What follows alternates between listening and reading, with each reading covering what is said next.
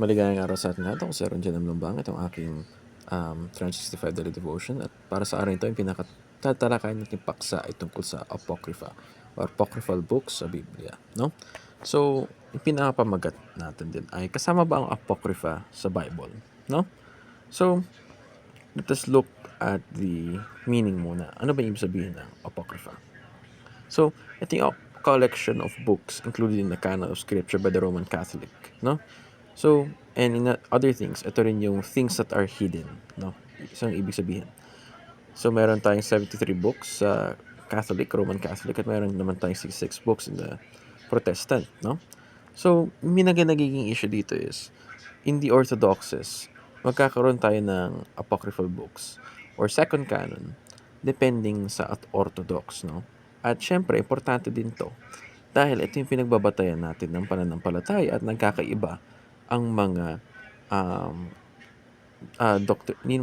doctrine at orthodox ng church na yun ayon sa tinuturo nila dahil galing sa Biblia, no?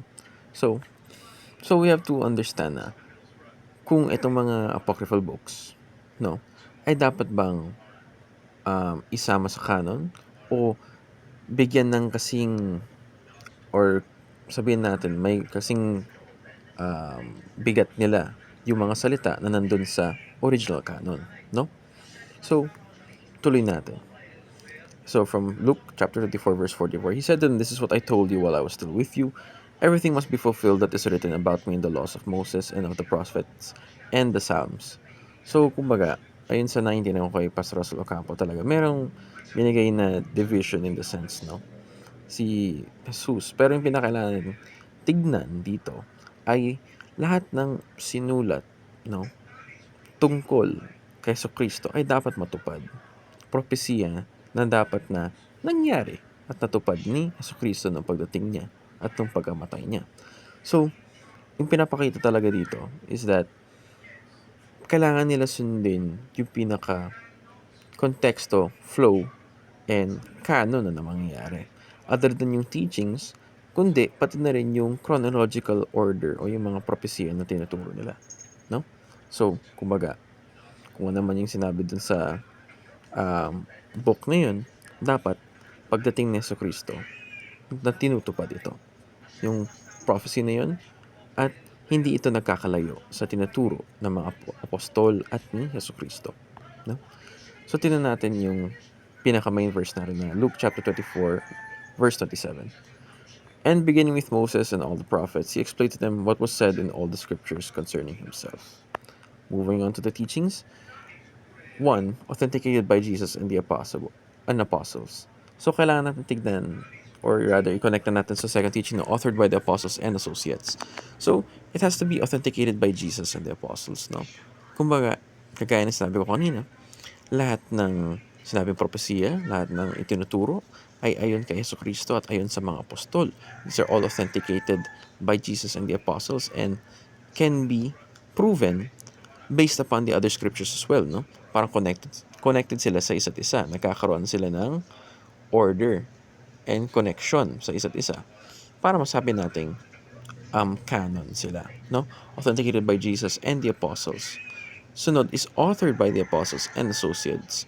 No, hindi naman, so kailangan talaga yung mga books na yun ay connected with Jesus, the apostles, and the associates, no?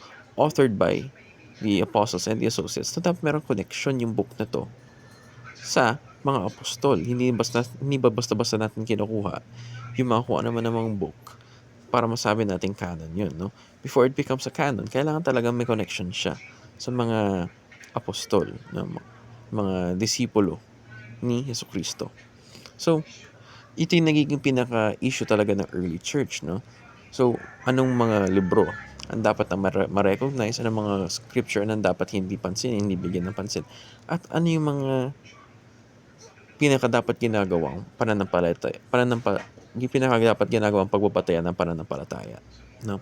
So, kasi nangyayari, ayun nga sinasabi ni Pastor Russell Ocampo, ito yung mga sinusulat, kung ano man sinulat na book, ito'y ginagawa ng copy at iniikot sa mga house church, at lahat ay, or rather connected to sa third teaching natin, accepted by the universal church. no? These writings are made by and authored by the apostles, and copies are made, passed around in the home churches. At yun ay nagsusuporta sa isa't isa, no? They follow the same teachings, they follow the same words, no? Kumbaga, yung pinaka-sense. So, the churches recognize those books, yung pinakaunang mga nauna. Hanggang sa ngayon, they have been recognized na. So, our applications are very simple na engage in healthy dialogue over these topics na hindi naman porket pag iba yung may naniniwala dito sa second canon, ito naman hindi. Hindi naman dapat natin ginagawang point of debate na kung saan magkakaroon ng away at magkakasiraan, magkakaalitan na talaga para lang masabing manalo at tama ang isang side, no?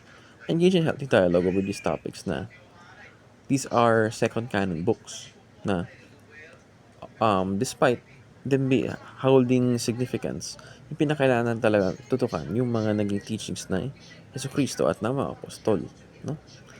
Next is build our faith on Jesus and the apostles, no? So ito yung pinaka most safe, ito yung pinaka dapat pagbabatayan ng pananampalataya natin dahil ito yung talaga yung proven na ito yung mga taong nag-author ng mga libro na nakakilala kay Jesucristo at si Jesucristo mismo, mga salita niya dapat ang pinapakinggan natin dahil siya yung pinaka perfect na person and gumagalaw siya ayon sa kalooban ng Diyos talaga, no? And lastly, examine all authorities and beliefs using the Bible. So lahat ng authorities so kumbaga lahat ng different books na ginagamit talaga ng mga tao, parang sa mga Mormons, Jewish, Islam, lahat yun. So lahat yun isinasalin natin through the Bible para lumawak yung pagkakaintindihan, yung pagkakaunawa natin, no, sa mga topics yun. And yun lang. Salamat sa pakikinig at mabuhay.